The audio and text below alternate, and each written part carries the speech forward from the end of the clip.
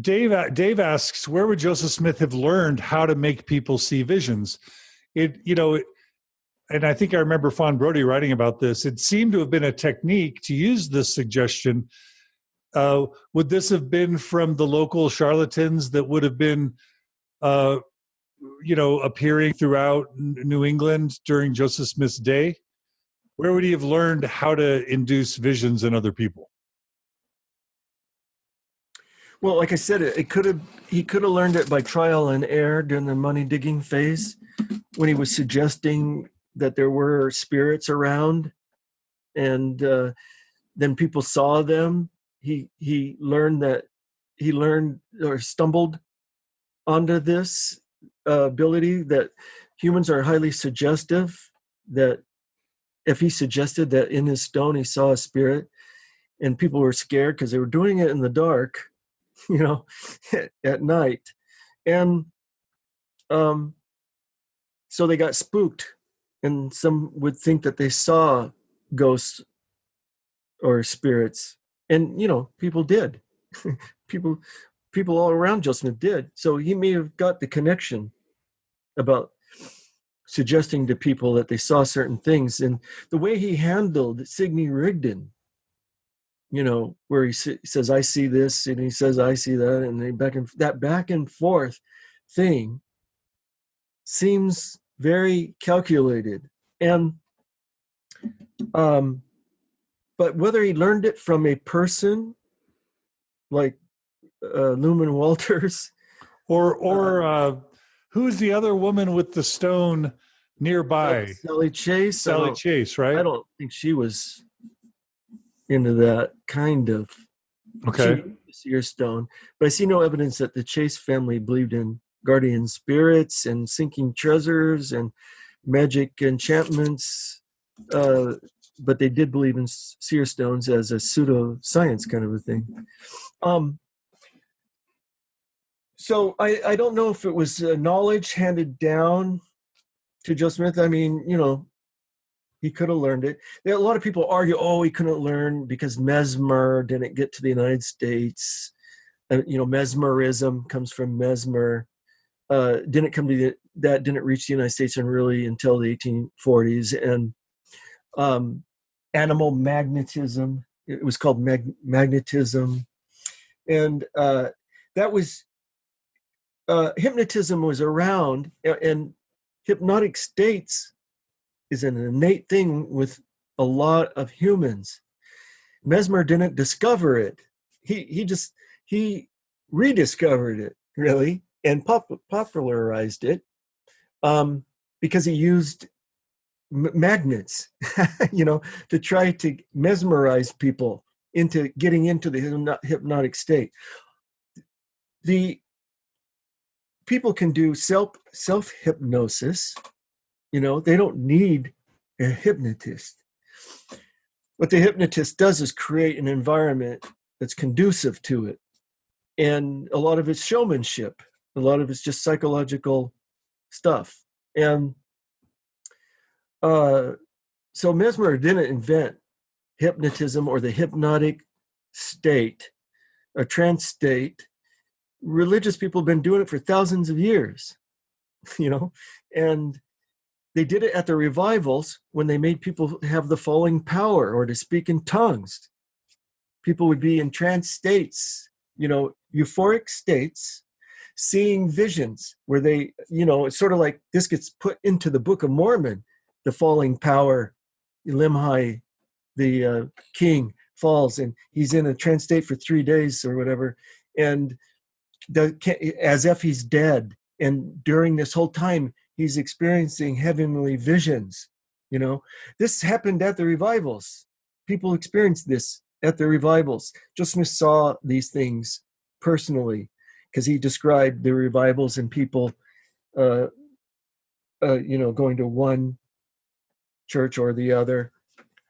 He visited revivals and saw the falling power and the hypnotic state, and he saw ministers that he believed caused the hypnotic states to occur. And he believed he could have that power also.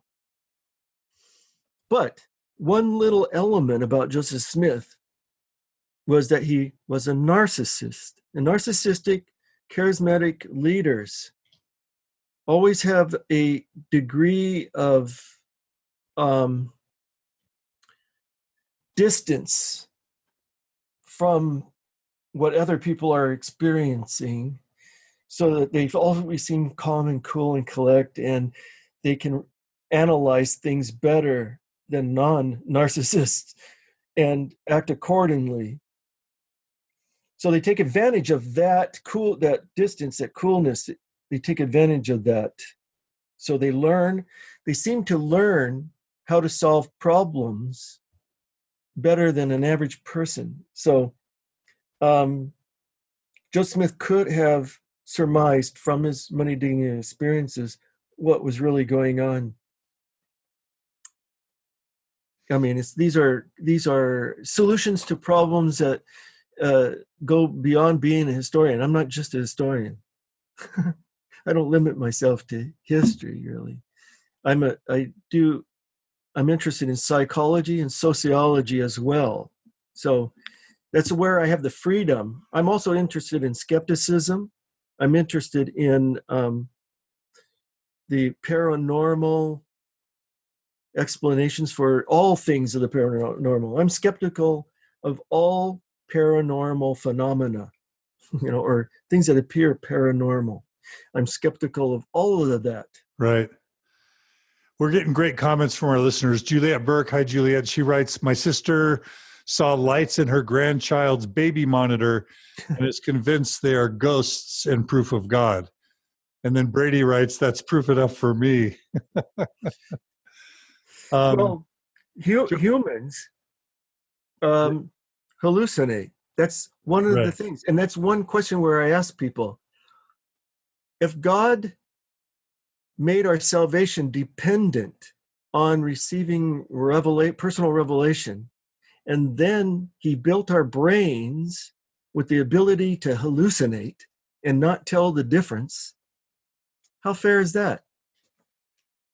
Yeah, it's not a super reliable way to determine one's salvation upon, right? Eternal salvation. So it's undeniable that humans hallucinate. Now, humans will look for situations where there's apparent hallucination that has other elements mixed in with it that are unexplainable to prove that it was real and not a hallucination. For example, somebody hallucinated a person standing at the foot of their bed that they knew, maybe waving at them or something. And then the next day they learned that this person had died. Well, how do you explain that? They'll say, And the thing is that when these hallucinations are happening, and they're happening at a phenomenal rate, really, and lots of people see lots of things and they just forget about them because nothing came of it. But when something like that happens, it's remarkable, and they remember those because it gets reinforced. And statistic-wise, they're bound to have this coincidence with a hallucination occur at the same time. Somebody out there in the vast sea of humanity is going to have an experience like that that's unexplainable. And it doesn't mean that it's real. It doesn't mean it's not real, but it doesn't mean it's real either. Right. Okay. I think that makes sense, and I think that's a pretty good a discussion of the witnesses.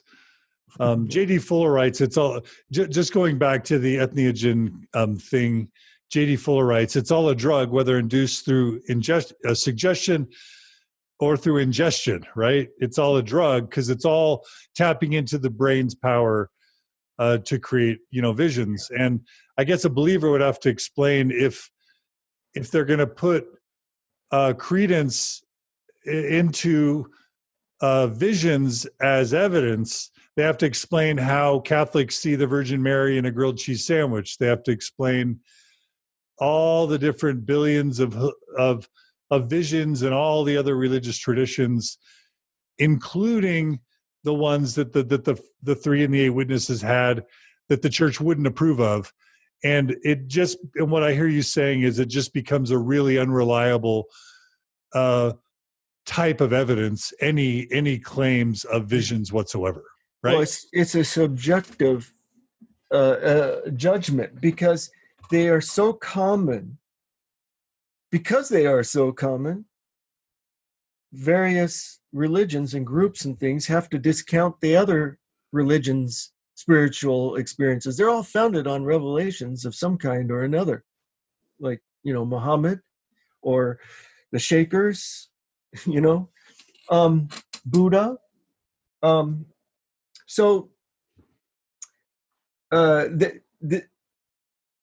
Because they are so common, it becomes what's your method of discounting everybody else's? Juliet, yeah, that's a great answer. Juliet's asking if, going back to the view of the Hebrews, if Cowdery's relationship with Ethan Smith suggests that the view of the Hebrews is a primary source for the Book of Mormon. We pretty much addressed that in a previous episode, Juliet. But basically, Dan believes that the view of the Hebrews book may have sparked Joseph Smith's idea or interest in authoring a book, but he doesn't believe Cowdery comes onto the scene until, you said 1829, right? April 1829. Yeah. Joseph Smith's already done the 116 pages, and there's still a few pages of the Book of Mosiah. And there's nothing particularly identifiable in the Book of Mormon with Cowdery, So, and he loses. Cowdery doesn't believe in translation. Joseph Smith believes in translation, and it's in the Book of Mormon. Cowdery lost that debate on whether John was translated or not, or whether it was a figure of speech that Jesus gave Peter. Cowdery obviously believed that there was no translation of beings that didn't taste of death. Joseph Smith won that debate, and that gets put in the Book of Mormon. So Cowdery's influence isn't very great with Joseph Smith, and also Cowdery is relegated to a minor position constantly. And then he doesn't figure very strong for the longest time in the church. Joseph Smith relegates him down to a printer, commentator in a way, and Sidney Rigdon takes Cowdery's place as becoming Joseph Smith's spokesman, and then the first counselor in the presidency, and Albert Cowdery isn't until 1834, or December 1834. Then Cowdery all of a sudden shoots up because of some thing happened, to make him shoot up above Sidney Rigdon. But for the longest time, he was discarded. And then Cowdery, remember Cowdery and the Whitmers you told Joseph Smith to change a revelation because it was wrong. And Joseph Smith won that debate too.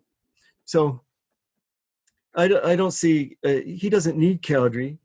Cowdery, there is a link to Ethan Smith, but Joseph Smith is already on to the Israelite Hebrew origin of the Indians before meeting Cowdery. That's why people want to put Joseph Smith's meeting Cowdery or Rigdon earlier somehow in order to make their theory work. But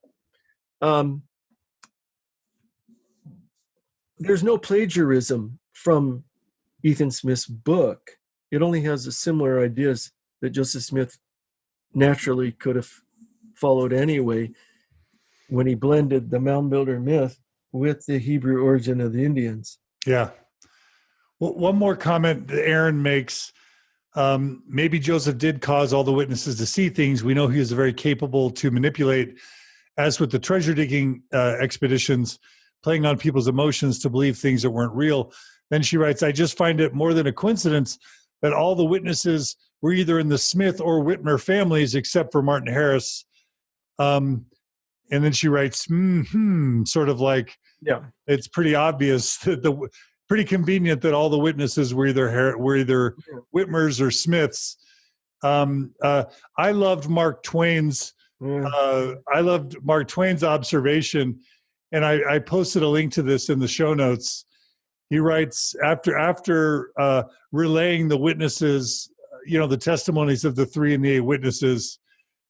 He writes, "And when I am far on the road to conviction, and 8 men, by their grammatical or otherwise, come forward and tell me that they have seen the plates too, and not only seen those plates, but, quote, hefted them, I am convinced I could not feel more satisfied and at rest if the entire Whitmer family had testified." I think he's touching on what Aaron's touching on, which is if these Smith and Whitmers, who were totally into all this folk magic and treasure digging and superstitious magic worldview, if all of them are testifying to something, that doesn't mean a whole lot.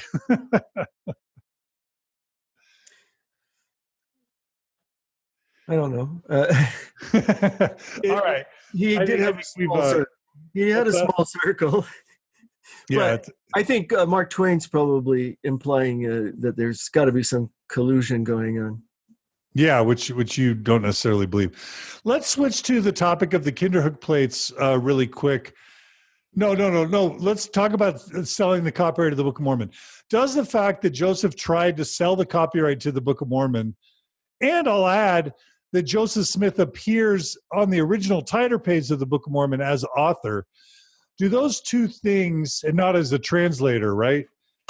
Do those two things alone provide some pretty condemning evidence to the Book of Mormon in your view, or not, as a divinely inspired historical record? So first, let's do the Joseph Smith appearing as author on the title page. Is that a problem or not? No, because the copyright says author and proprietor, and he just followed that. So I don't think he gave himself away in such an obvious way.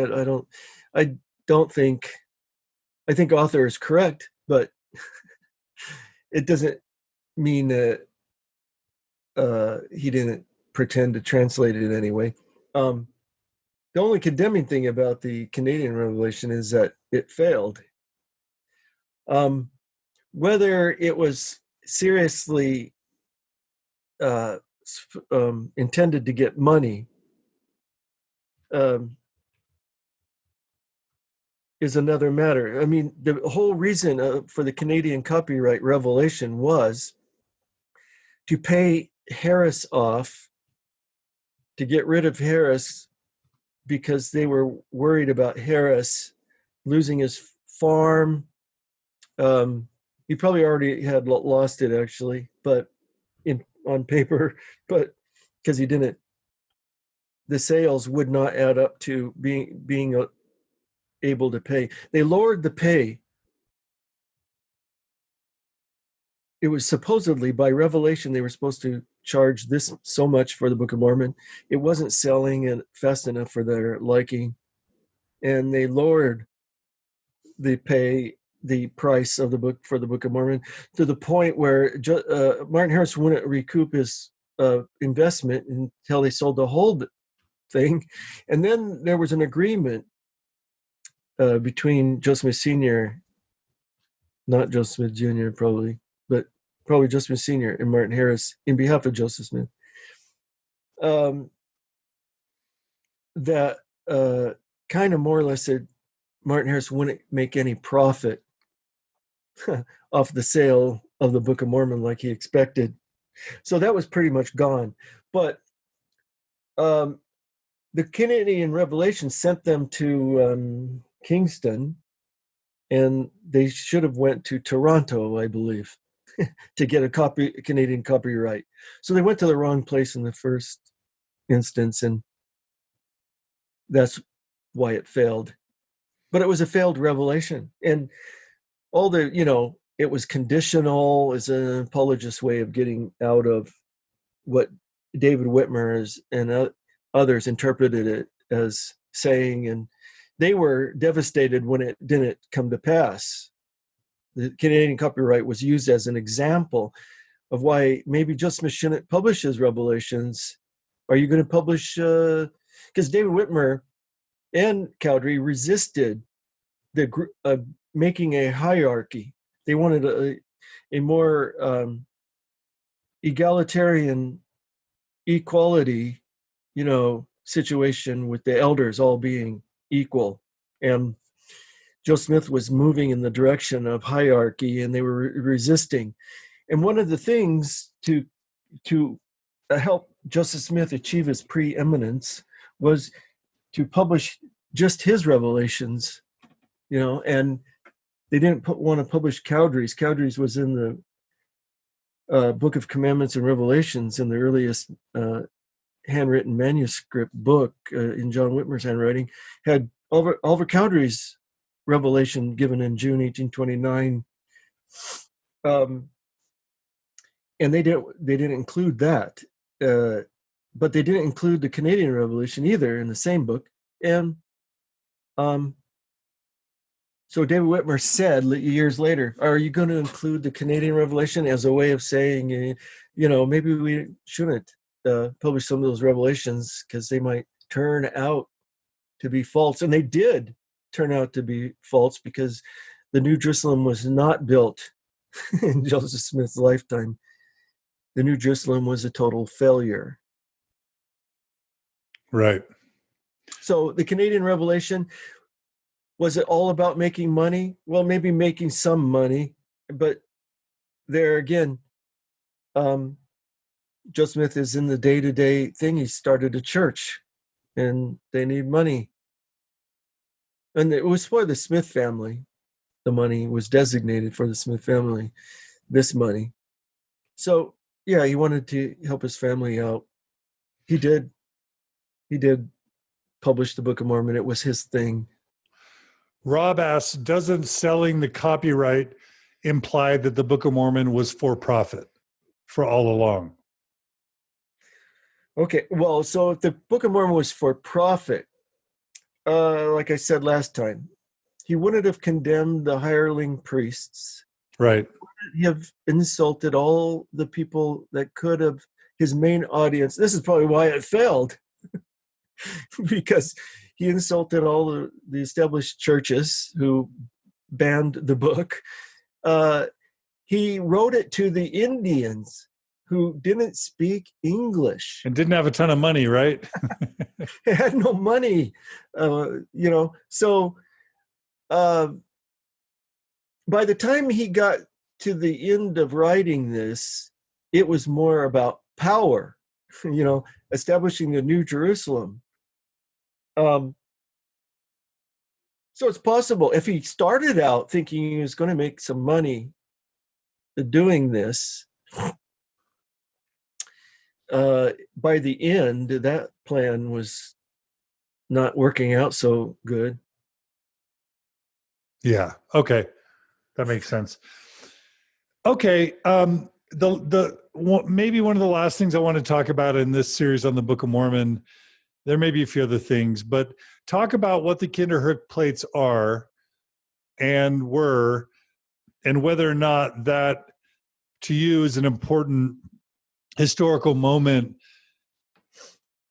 casting significant credible doubt on Joseph's claim to be a translator of ancient records. Yeah, the Kinderhook is a place in Illinois. And I actually went to this, Wes Walders drove me to this Kinderhook mound in Illinois, Kinderhook, Illinois, out in some cornfield somewhere. And so some non-Mormons down in Kinderhook decided to try to set Joseph Smith up in kind of like a sting operation, and they made a set of plates, they're tiny, actually. You think they're big, but they're really small. And they made these plates out of brass, and they used an etching technique where they covered it with beeswax and then they etched the weird characters on it and then they poured acid on it and the acid ate the plates but not where the beeswax was. And that's how they made the engravings instead of scratching it with some metal instrument. And they made it look old and they attached it with one ring. They're bell-shaped. I forget how many there are actually, but 6 maybe. There's some of them still exist in the Chicago Historical Society. And then they buried them in a mound. I think there was a skeleton in the mound, supposed to be an Indian burial site, I guess. And then they got their neighbors or everybody around when they were digging in the mound, and they discovered the skeleton, and then they discovered the plates with the skeleton. So having set this up, they wanted to present this to Joseph Smith in Nauvoo and ask him if he could translate them. And during Joseph Smith's lifetime, nothing was published, and so they thought, well, and nothing ever came of it.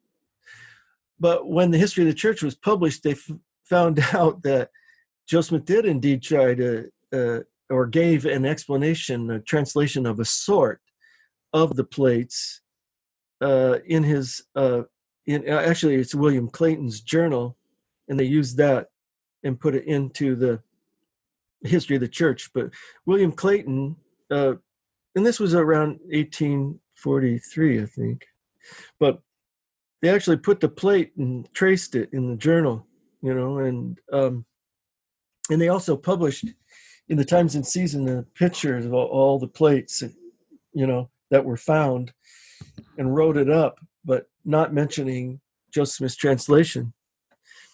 And Joseph Smith, according to William Clayton, said that this was a record of a Jaredite from the loins of Ham. The Jaredites were from the loins of Ham, according to Parley P. Pratt. But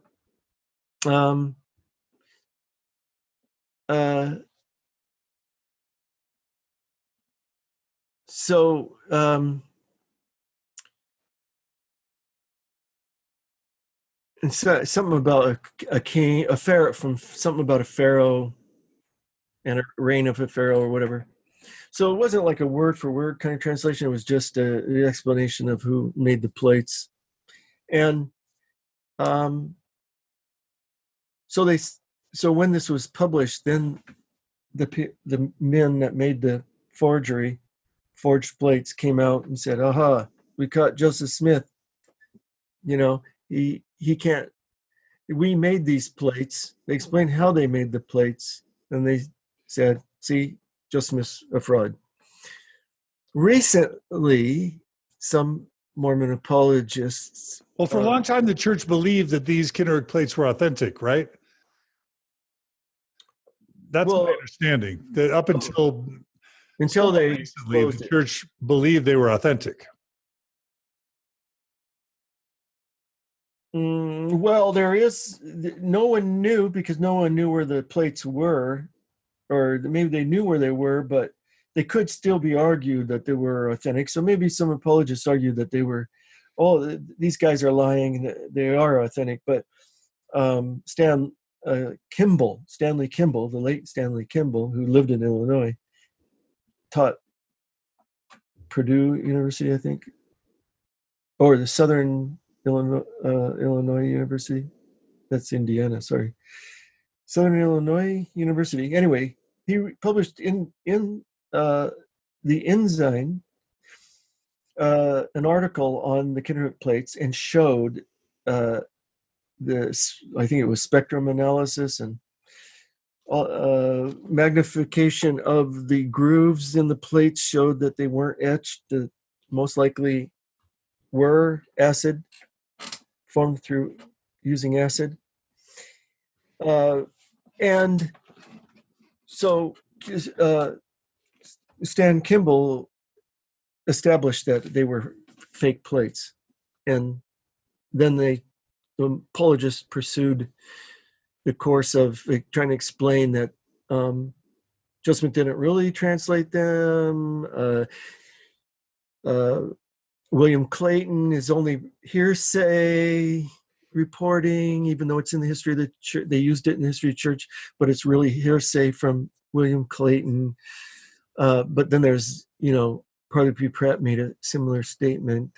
And most recently, there's a passage in a book, Henry Coswell, I believe, in 18 was there or something like that. I'm trying to reconstruct this, but the argument is that Joseph Smith said that he to translate these plates, he would go and get his alphabet, and so it's interpreted that this alphabet was the alphabet and grammar, and he found a character in the alphabet that looks similar to one of the characters on the plates that Joseph interpreted as a reference to Pharaoh in Egypt, and that Joseph Smith used this alphabet and grammar of the Egyptian language that he used with the Book of Abraham project. And since he used that, it wasn't an inspired translation, it was a secular translation. So, which creates a problem of why did Joseph Smith go to the alphabet and grammar? If he didn't write it, it was W.W. Phelps, and he didn't believe in it, and wanted to make another one of his own. Why would he use this source, if it's not his alphabet and grammar? So, but it's still, through the history of the church, aided by W.W. Phelps himself, said that Joseph Smith was the author of the alphabet and grammar. So it was inspired, and it was a translation. So he used his so-called inspired translation of the Abraham materials to find a similar character and translate the Kinderhook Plates. But it's not as tight as that, because Coswell didn't use the right language to describe the alphabet and grammar. He just said his Egyptian alphabet, so you don't know really exactly what he's talking about. And the characters aren't exactly the same; they're only similar that have been pointed out. So it's an interpretation of how Joseph Smith arrived at his translation statement about the Kinderhook Plates.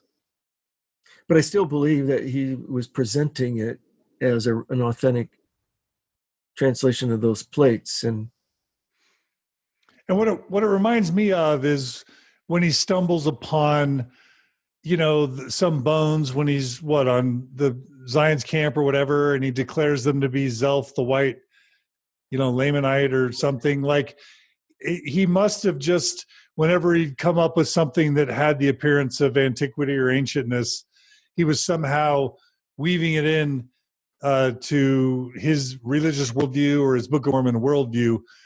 This Zelph, this Kinderhook Plates seems to fit that pattern, right? Well, he is trapped in his role as a prophet that can see anything. I mean, this is what the narcissistic part of Joseph Smith dictates in the Book of Mormon, that the stone constitutes what in ancient times was termed as a seer. And a seer is greater than a prophet, but they can see all things, and that there's no greater power that a human could possess than the power of God. So that's a lot to live up to. But Joseph Smith feels the pressure of the role, and that people come to him and look to him for these kinds of explanations. So he feels pressured to deliver, when they dig up the skeleton, he knows who that person is. He knows all things. And when he sees a pile of stone, a strange pile of stones at the foot of Spring Hill in Missouri, he says, "Oh, that's Adam's altar." This is Adam on Diamond. See, there's another Adamic word. He has a whole Adamic language that he invents too. Right. So this is Adam on Diamond, the valley where Adam dwell. Blessed his children, posterity, and he makes it a magical place. I mean, he wants people to move there and to gather to this region of Missouri. So he makes it a special place.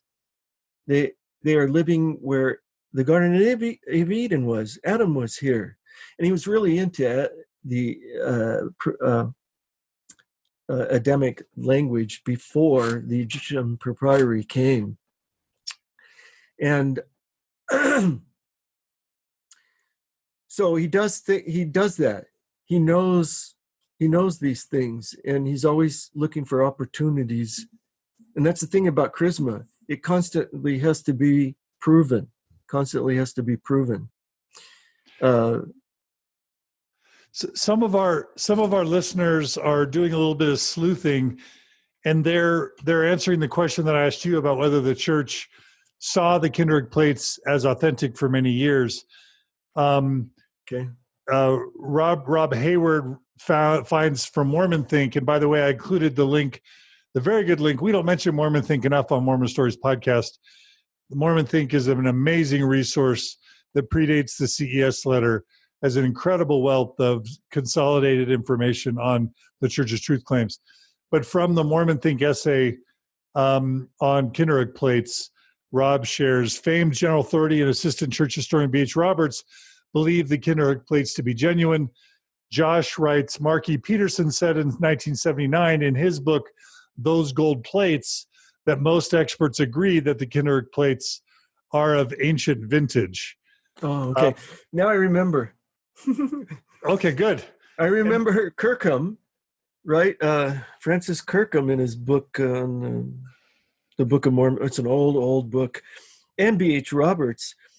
They actually found ways to poke holes in the claim that the plates were forged. That was their way around this evidence against Joseph Smith, was to say, oh, these guys are lying about making the plates. That's right. And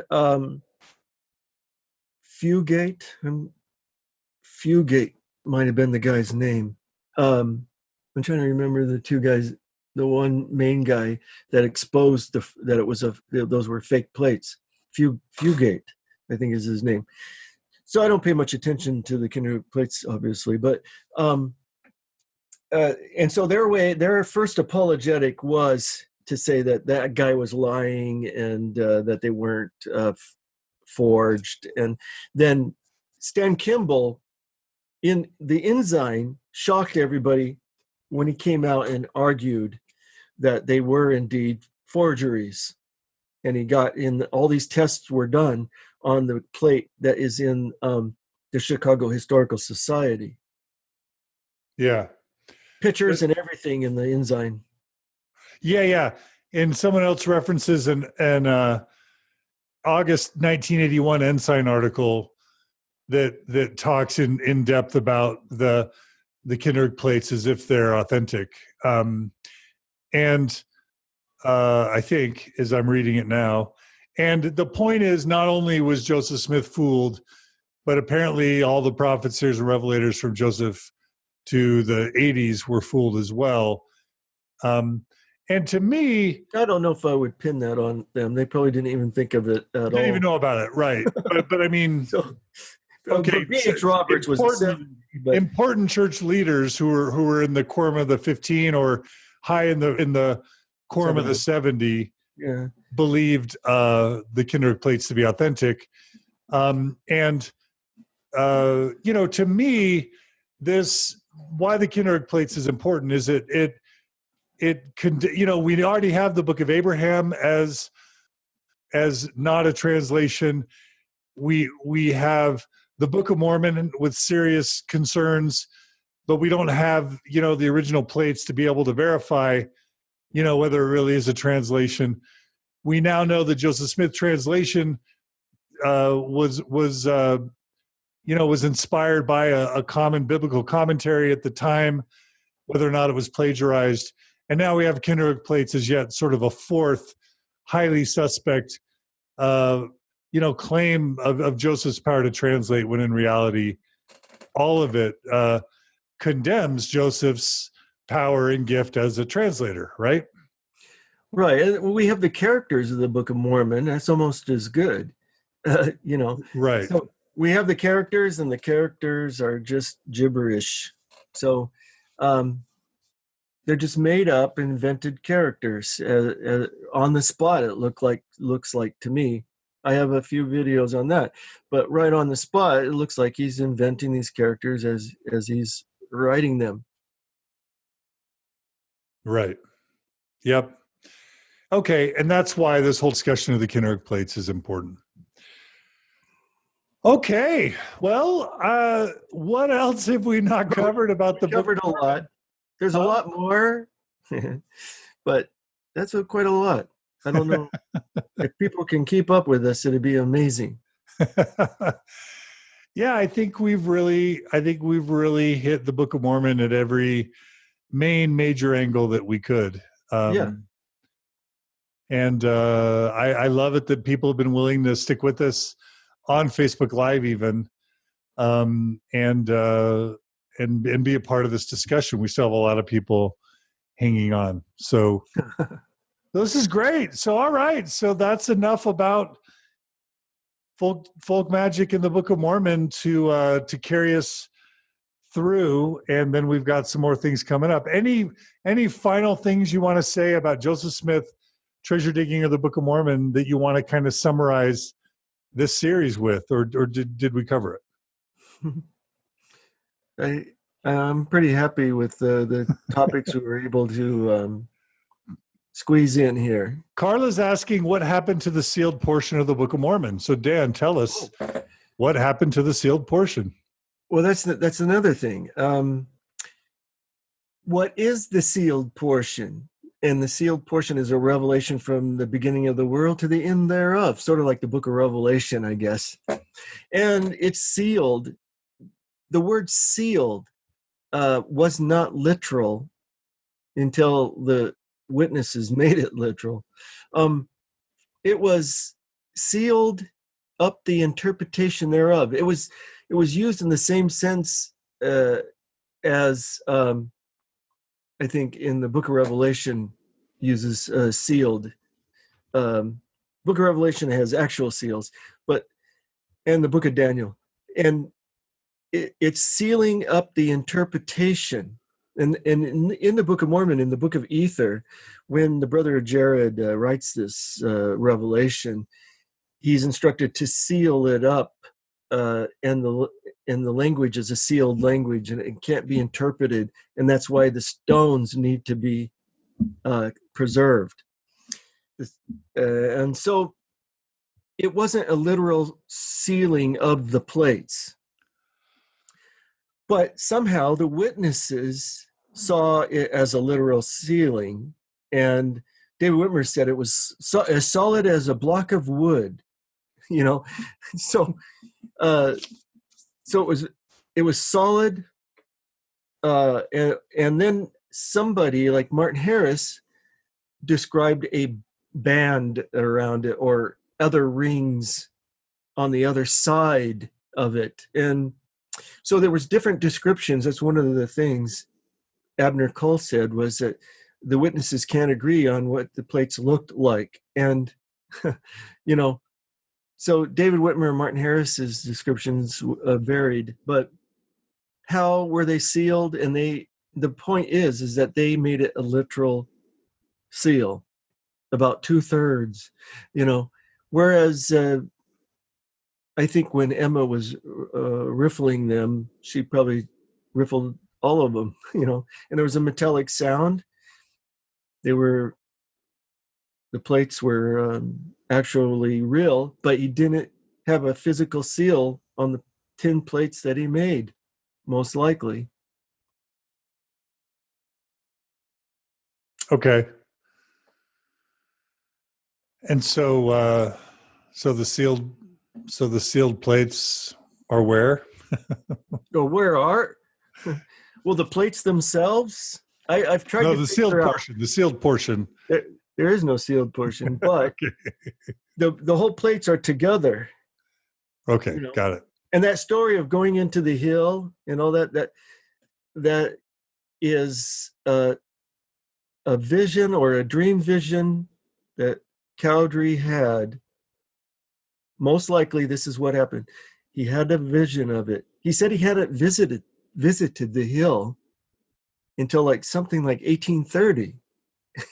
He did during all that time. He never went to the hill, even when he's copying the manuscript down in Palmyra and Manchester. And so he didn't go to the hill until 1830, and the plates were returned supposedly to the angel,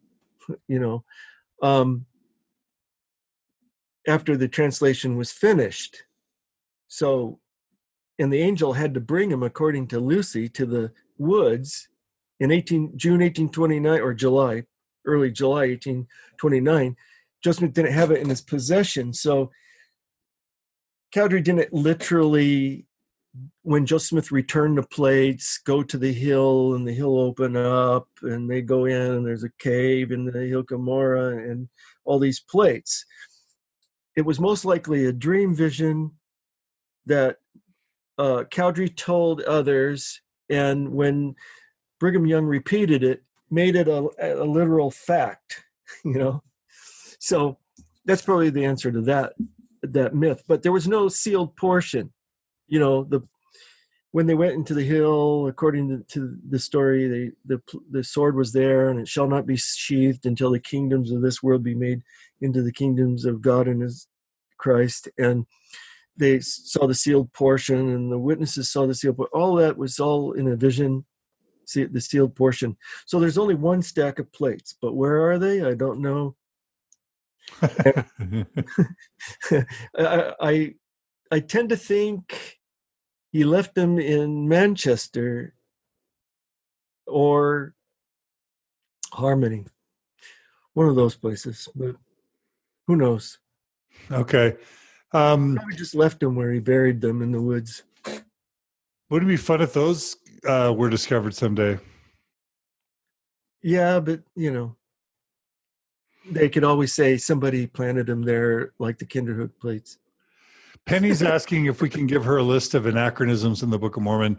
I pasted a copy of the Mormon Think essay on the Book of Mormon problems, which includes a huge list of the anachronisms. Also, literary we're talking about? Yeah. The Bible right. ones? Okay, well, there's the Tanners, the black hole, that they go through and try to find as many biblical allusions. I think they use 3 consecutive words. But so they have them. There was a time where I was marking them all, and I had a Book of Mormon just dedicated to 4 kinds of anachronisms or uses of the Bible. One would be the Old Testament. In the Old Testament portion, that wouldn't be anachronistic, but then there's Old Testament, like Malachi, that would be anachronistic because it was written after Lehi left. Then there's New Testament, which it would be anachronistic no matter where it is, really. New Testament in the Old Testament portion, or New Testament in the New Testament portion. And I was marking them with colored pencils. And there's quite a few. You'd be surprised. There's quite a few. So there's large chunks of Isaiah, and including second, I think it is Isaiah. And then there's Malachi that Jesus quotes. There's, supposed to be recorded. Jesus says recorded because it was after. Jesus says they left after, but yet there's allusions to Malachi before that. So So the question is, would Joseph Smith have an explanation for this if he was confronted by these anachronisms? And I think he would. And the explanation would be, well, the Holy Ghost dictated those words to both prophets. That's why it's the same. So, Right. Yeah. That's what I think would happen. Yeah. That type of apologetic becomes predictable at some point. All right. Dan Vogel, what can people do to support you and your good work if people really appreciate you and value you and want to support what you do? How can they support you? Can they give you money? No. Just remember me when my books appear next time. Buy your freaking books. They will be coming out. I'm trying to get one together actually on the Book of Abraham, a monograph sized response to the apologists on the Book of Abraham. Then when this book comes out on the Joseph Smith history in Missouri and Ohio, just remember that. Are you frustrated that Signature stopped printing your Joseph Smith book? Like, that should be still in print, don't you think? Why is it not in print? I don't know how they make those decisions. I don't question their decisions, really. Yeah, I'm sure they have reasons. I don't mean to criticize it. That I don't know. So yeah, those are business decisions probably. And in my worldview, it's like your book should be available forever to new people. Like, just like Fawn Brody's book is still being sold, Rough Stone Rolling is still being sold. Why wouldn't there be a continual run of Dan Vogel's book for future generations to come? So I think it's an inventory tax kind of question, but I don't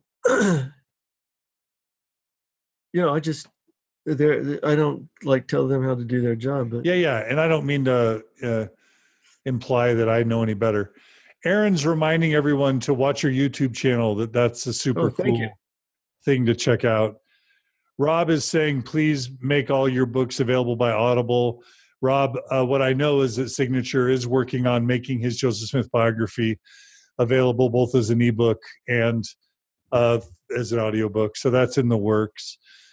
Penny wants to know the title of your Joseph Smith book. Will you tell Penny the title of your book? I don't know what the title will be. No, the one you've already published. The Joseph Smith, The Making of a Prophet. That one? Yeah, okay. That's for Penny. Yeah. The subtitle's Making of a Prophet, but I call it Making of a Prophet. Right. And for those who don't want to pay $1,000 to buy a used version of the book, I wouldn't. Or buy it. I don't think it's worth $1,000. But you can find the full text of your book on the Signature Books website. Yeah, and I just posted a link in the show notes to the full. It would look better though in the Kindle. What's that? It would look better, more like a readable book instead of a text, hyper whatever text. Yeah, absolutely. A web page text or whatever. Then it would have pages you can quote and use. But the Signature library is very helpful for you can search it, right, and find references and things. So scholarship, though, I want to say that none of it's perfect, and the book is a snapshot in an ongoing conversation that scholars are having in slow motion. And so I'm just happy to participate in the community and ongoing discussion we're all having in whatever way I can manage. Right. Well, we're all indebted to your work, whether we know it or not, and future generations will be as well. So it is just, as always, a huge honor and a delight to have you on Mormon Stories. Thank you. I was glad to be here. Yeah. And we'll have you back to talk about the first vision, the Book of Abraham, the priesthood restoration, at a minimum, those three things. All right, I'm game. All right. And just really quickly, I just want to thank all our listeners. Thank all the donors that donate to Mormon Stories and the Open Stories Foundation. We couldn't do this without you. So thank you sincerely. If you value this project, if you value Mormon Stories, if you value the podcast, please become a monthly donor or subscriber. You can go to mormonstories.org. The top right, you can click on the donate button. You can choose $10 a month, $50 a month, $100 a month, whatever you can afford, $1,000 a month. All your donations are tax deductible. We're transparent with our finances. Our goal is to provide community and support for people experiencing or impacted by religious transition. And your support will make our nonprofit, we'll keep it alive to support all the expenses and costs of running the podcast that we run and the overhead and the infrastructure for running the nonprofit. So please support Mormon Stories if you can. And if you really want to support this Truth Claims Project and the billboards, etc., please do go to mormonstories.org/billboard and donate. 100% of your donations to the billboard campaign will go to the billboard. There'll be no overhead taken out. And you can keep our billboards on I-15 alive past the 3-month mark. We're going to be putting up one soon, pointing to a bunch of edited essays on the Book of Mormon and its creation. And the billboard will read something like, who wrote the Book of Mormon, or how was the Book of Mormon created, ? Mormon Stories, and then a link, mormonstories.org/Book of Mormon. So again, if you want to help make the world aware of issues in a more comprehensive way, we would love your support of the billboard campaign. So thanks to everyone who supported it. And if anybody else wants to support it, we'd love that support. So again, thanks to everyone who's tuned in. Please like us on Facebook, like Mormon Stories podcast page. Please give us a positive review on the Mormon Stories podcast page. We have a lot of people giving us negative reviews on the Mormon Stories iTunes page who have never even listened to the podcast, but just are mad that we're talking about difficult things. So if you want to help us neutralize those negative reviews of people who don't even listen, please give us a positive review on iTunes, and again, drown out those negative reviews. That would mean a lot, because we don't want people's first impression of Mormon Stories podcast when they stumble on it to be apologists who haven't even listened to the podcast denouncing it. That's bad. So please help us. Please help us get rid of that. And thanks to all our listeners, Rob and Kristen and Shalama and Penny and Aaron, and all the amazing people who tuned in and asked questions and made comments and did research to help make this episode more interesting.